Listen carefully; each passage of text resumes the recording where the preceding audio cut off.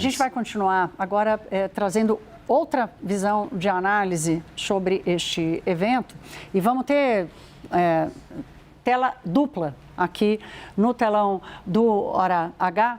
Apresento o embaixador Rubens Barbosa, que foi embaixador do Brasil em Washington. E daqui do lado temos o Lorival Santana, o nosso analista de internacional. Boa noite aos dois. Obrigada pelo chamado de última hora. Embaixador, vou revelar um bastidor aqui. Quando eu liguei para o senhor, pedindo para que o senhor viesse participar do Hora H agora há pouco, o senhor disse assim, não pode. O senhor não tinha visto a notícia ainda. O senhor se assustou e disse, não, peraí, isso aí não pode. Tanto pôde que aconteceu, embaixador. E agora? Olha, não está muito claro as implicações, não é? Você, segundo as notícias de imprensa, não confirmadas até aqui, o visto dela foi revogado. O que quer dizer isso? Quer dizer, ela não foi declarada persona não grata, ela não foi considerada indesejável lá para ela sair. Foi revogado o visto e, segundo as informações de imprensa, esse visto volta a ser concedido quando o governo brasileiro conceder o agremã para o futuro embaixador americano aqui no Brasil. Então, não está muito claro as implicações disso. Agora, eu, desde o começo, quando esses 3 funcionários que vocês mencionaram, um assessor do Trump e 2 da casa do Departamento de Estado, tiveram o visto revogado, eu considerei que iria haver uma retaliação americana, né? Essa é a retaliação americana, né? Porque a embaixadora, o governo brasileiro estão respondendo, né, a coisas que os americanos estão dizendo. Eu acho que está criada já há mais de um mês uma crise política diplomática em paralelo à crise comercial econômica entre o Brasil e os Estados Unidos. E essa crise política diplomática, hoje, se esses acontecimentos se confirmarem, escala de uma maneira brutal, porque certamente o governo brasileiro vai tomar medidas retaliatórias e até por causa do ambiente eleitoral. Então, nós vamos ter uma crise que pode sair do controle. Vamos ver qual vai ser, primeiro, se isso se confirma, e se a coisa é só a revogação do visto, ela podendo continuar lá. Segundo, se o governo brasileiro vai mantê-la nessa situação lá nos Estados Unidos. E terceiro, qual vai ser a reação do governo brasileiro a essa medida americana. Eu vou querer lhe ouvir sobre esse cardápio aí de acontecimentos, embaixador, dessas possibilidades, mas antes quero colocar o Lorival Santana. Lorival, você acompanha de perto o que acontece e a mentalidade, você conhece muito bem a personalidade e a mentalidade do Marco Rubio, o chefe do Departamento de Estado americano, e toda vez que a gente te convida e convoca você para nos ajudar a entender, você bota a bola no chão, você traz o que está faltando nessa crise, nessa relação de Trump com o Brasil, que é a racionalidade. Qual é a sua primeira leitura desse episódio? Obrigada por estar conosco hoje. Bem, é apenas um aviso dos Estados Unidos, né? Não é uma escalada. Os Estados Unidos poderiam ter adotado medidas mais extremas, como declará-la persona não grata, e com isso ficaria insustentável a continuação dela em Washington. Não foi isso, foi apenas um aviso diplomático, né, de que os Estados Unidos estão frustrados com a situação de não ser concedido o agremã ao embaixador que eles nomearam, Daniel Pérez, que, aliás, nem passou ainda pela sabatina do Senado, até porque estão aguardando o agremã. O Brasil tomou essa atitude de não dar o agremã não foi nem negado e nem concedido, né? Simplesmente deixaram isso indefinidamente, sem resolver, porque por várias razões. Primeiro, porque o nome dele, do Daniel Pérez, foi anunciado publicamente antes de ser anunciado sigilosamente pelos canais diplomáticos, o que de fato não é seguir a liturgia. Primeiro você consulta o outro país, tudo bem, estou pensando em nomear esse embaixador, está tudo certo? Geralmente a resposta é sim, está tudo bem, e a vida segue, né? Então, o Itamaraty ficou um pouco chateado, indignado com essa atitude. E depois o próprio nome do Daniel Pérez, né, uma figura bastante ideológica da Flórida, muito ligado ao Marco Rubio, descendente de cubanos também, e que também vem com essa, inclusive deixou claro isso, deixou transparecer a informação de que ele vem para, de uma certa forma, digamos assim, fiscalizar as eleições brasileiras. Então isso criou muito incômodo no governo brasileiro, e daí essa atitude de não conceder e nem negar o agremã. E aí vem, então, uma atitude, um aviso do governo americano. Olha, então, já que eu não posso ter um embaixador aí em Brasília, então eu vou reduzir o status da sua embaixadora aqui. Ela pode continuar aqui e tal, mas vamos tentar resolver isso de forma civilizada. Esse é o recado do governo americano. Não é de maneira nenhuma uma ruptura de relações, é um aviso, um alerta de que a coisa não pode continuar assim. Embaixador, sendo birra ou estratégia, ou a estratégia é a birra, enfim, para usar aqui o termo que o Lorival trouxe, o governo brasileiro tem estudado melhor as reações sobre as medidas de Trump, diferentemente do que aconteceu ano passado. Até porque o ano passado, aquele tarifaço, ele veio carregado de ideologia e de política e certamente demandava um tipo diferente. Não estou nem fazendo juízo de valor aqui. Agora, eu quero lhe ouvir sobre, diante dessa característica, dessa descrição aqui do fundamento dessa novidade, o que o senhor acha que seria mais estratégico na resposta brasileira, lembrando que estamos em ano eleitoral. Dificilmente teremos algo sem política misturado. Olha, para você entender o caso, você precisa ver como é que se processa a concessão, né, do pedido de credenciamento de um embaixador no outro país.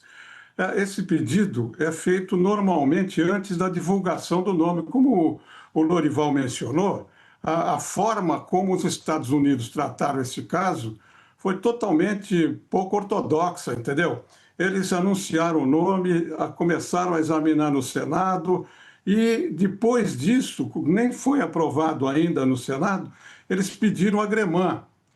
Aí, do lado brasileiro, nós também falamos demais aqui, né? O governo brasileiro, através da própria presidência, disse que iria esperar para aprovar o agremã, que é o nome da autorização do embaixador. Quer dizer, nós estamos falando, as autoridades aqui no Brasil estão falando demais das coisas, e tudo isso tem efeito. E, claro, se ninguém tivesse falado nada, era normal a demora. Eu, quando fui nomeado embaixador em Washington, o meu agremã, a minha autorização, levou 30 dias, entendeu? É normal. Todos os embaixadores aqui e lá, eles demoram entre 20, 30, 40 dias, entendeu? É normal isso, porque tem que haver o exame. Agora, como a gente começou a falar e a politizar o assunto, eles lá politizaram também, entendeu? E agora estão dando como desculpa essa questão da demora da concessão do visto. Eu não acho que o governo brasileiro vai ceder nisso, eles vão esperar, porque a notícia que circulou a partir do Palácio do Planalto era que o governo brasileiro iria esperar até depois da eleição para dar o visto. Agora, eles não podem voltar atrás disso. Então, vai ficar uma situação, até depois da eleição, sem embaixador americano aqui e com a nossa embaixadora lá sem visto. Quer dizer, eu entendo que ela não pode viajar para o exterior, porque se ela voltar, ela não pode sair para voltar, porque ela não tem visto mais lá. Agora, como eu disse, nós estamos no ano eleitoral e a reação do governo brasileiro é imprevisível, entendeu? Soberania, aquela coisa toda. Na minha visão, para responder a tua pergunta, eu acho que a gente tinha que tratar isso com cuidado para evitar essa escalada da crise política diplomática que já existe pelas declarações do Marco Rubio, do Trump, o artigo que o Lula escreveu no Washington Post, as declarações do Mauro contra o Marco Rubio. Há uma crise inevitável, na minha visão, há uma crise político-diplomática. Agora, a resposta do governo brasileiro deve ser medida, como eu defendi na questão do tarifaço, a não retaliação. Eu acho que a gente não deve retaliar também agora nessa área política. Vamos ver, tem que haver conversas no Departamento de Estado para dar um sinal de quando esse agremã vai ser concedido, porque tem apenas uns 15, 20 dias que foi pedido o agremã. Talvez esperar um pouco mais e conceder o agremã. Sim, não, claro, é muito bom esse seu ponto. E aí, Lorival, eu quero lhe ouvir. Você disse, olha, calma, ainda não é ainda poderia ter sido muito pior. Mas aí eu quero entender como é que você analisa a mistura desse processo diplomático com o processo comercial. Isso, a gente pode entender essa retaliação como um aviso, não só diplomático, mas também comercial, do tipo, olha, se vocês brasileiros, o governo brasileiro, se vocês reagirem com tarifas ou com reciprocidade contra os Estados Unidos, a gente vem com uma resposta mais forte. Dá para misturar as duas coisas? Não, eu não misturo as duas coisas. A seção 301, na minha visão, é uma seção bastante técnica, que tem a ver com o protecionismo brasileiro e com o desequilíbrio nas regras comerciais que os americanos consideram que são tratados de forma injusta pelo Brasil e por muitos outros países. A seção 301 engloba o mundo inteiro e não é uma questão política. No ano passado, sim, quando foi anunciada a tarifa de 50% para o Brasil, aí sim se tratava de algo político, né? Mas foi declarado que tinha a ver com o processo contra o Bolsonaro, o que eles consideram censura das redes sociais, a atuação do STF e assim por diante. Naquele momento, sim. Mas neste momento, não. O tarifaço contra o Brasil é por considerar que o Brasil não fez concessões no processo de negociação que teria um ano para ter durado se tivesse havido uma negociação efetiva, né? E assim também os Estados Unidos têm adotado tarifas contra muitos outros países. Então são coisas totalmente diferentes.